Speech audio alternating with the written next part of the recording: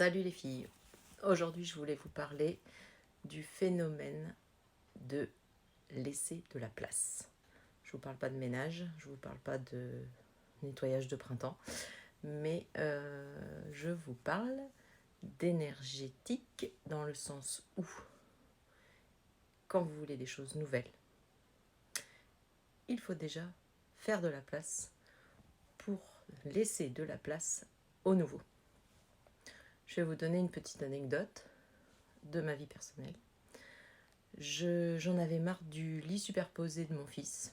J'en pouvais plus de le voir, c'était étouffant, c'était insupportable.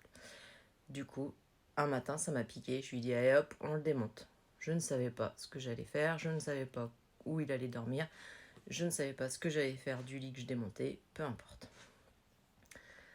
Je l'ai démonté. J'ai suivi ma spontanéité et mon ressenti. Quelques jours après, j'avais regardé sur Le Bon Coin et tout ça, si il y avait un lit, une place, en attendant d'acheter autre chose de mieux. Et puis il n'y avait rien qui me plaisait. Et 3 jours après, je suis allée chez une amie. Et en visitant sa maison, elle me dit, dans la chambre de son fils, qui était ado, je lui ai mis un lit 2 places, donc je ne sais pas quoi faire de son lit 1 place. Est-ce que tu veux? Voilà, ça c'est la magie de l'univers. Mais il a fallu d'abord que je fasse de la place. La morale de cette petite anecdote, c'est qu'il faut donc vraiment faire le vide énergétiquement pour avoir le nouveau.